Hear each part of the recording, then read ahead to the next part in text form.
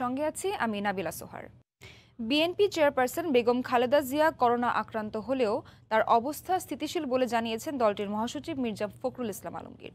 রোববার বিকেলে গুলশান কার্যালয়ে ব্রিফিংয়ে তিনি একথা জানান। এদিকে বেগম জিয়ার ব্যক্তিগত চিকিৎসক জানিয়েছেন আপাতত বাসাতেই চলবে তার চিকিৎসা। বেগম জিয়ার বাসার আরও সর্বোচ্চ ৭৮ জন মারা গেছেন, শনাক্ত হয়েছেন ৫,৮১৯ জন। সপ্তাহখানেক ধরে করোনার নমুনা পরীক্ষা হচ্ছে দৈনিক ৩০,০০০ কিংবা তারও বেশি। তবে সাধারণ মানুষের ভোগান্তি কমছে না কোনোভাবেই।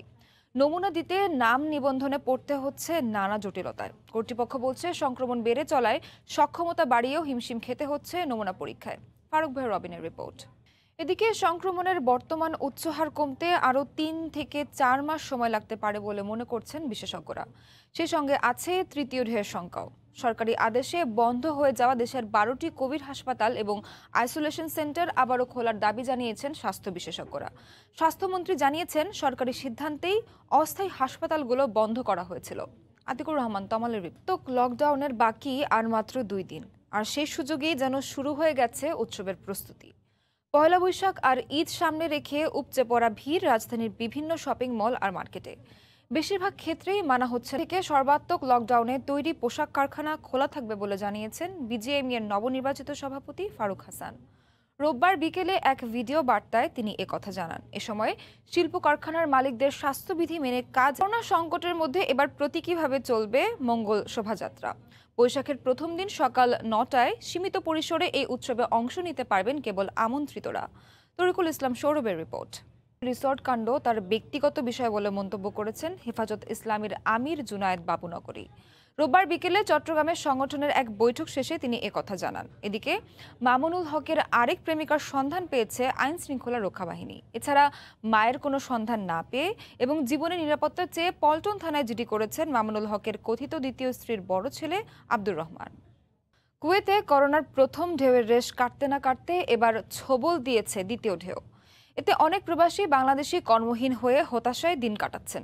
এর মধ্যে একদিকে বিমান চলাচল বন্ধ থাকায় প্রবাসীরা যেমন দেশে যেতে পারছেন না, তেমনি ছুটিতে থাকা অভিবাসীরা কুয়েতে ফিরতে পারছেন না। এদিকে সেপ্টেম্বরের মধ্যে টিকা না নিলে প্রবাসীদের আকামা নবায়ন করা হবে না বলে জানানো হয়েছে। কুয়েত থেকে শরীফ মোহাম্মদ মিজানুর রহমানের তথ্য ও সত্ত্বেও বেড়েই চলছে করোনা আক্রান্ত ও মৃতের সংখ্যা। সংক্রমণের তৃতীয় ঢেউয়ে শনিবার একদিনে শনাক্ত হয়েছেন ৪০,০০০-এরও বেশি, মারা গেছেন ৩ শতাধিক। এরই মধ্যে দেশ জুড়ে চলছে গণহারে টিকাদান কর্মসূচি। প্যারিস থেকে বিস্তারিত জানা। কার্যকরের পর ব্রিটেনে বসবাসের স্বপ্ন পূরণ হয়নি বহু ইউরোপীয় নাগরিকের। এদের মধ্যে অনেকেই যুক্তরাজ্যে বসবাস করলেও তাদের পরিবার থাকেন ইইউভুক্ত বিভিন্ন দেশে। ব্রেক্সিট বাস্তবায়নের ফলে পরিবার নিয়ে ইউরোপীয় নাগরিকদের যুক্তরাজ্যে বসবাস কঠিন হয়ে পড়লেও এই সুযোগে পুরোপুরি শেষ হয়ে যায়নি বলে মনে করছেন অনেকে।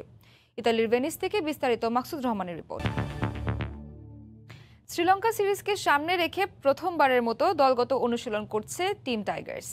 ফিল্ডিং কোচ রায়ান কুক ছাড়া যেখানে ছিলেন ২১ ক্রিকেটার ও কোচিং স্টাফের সবাই।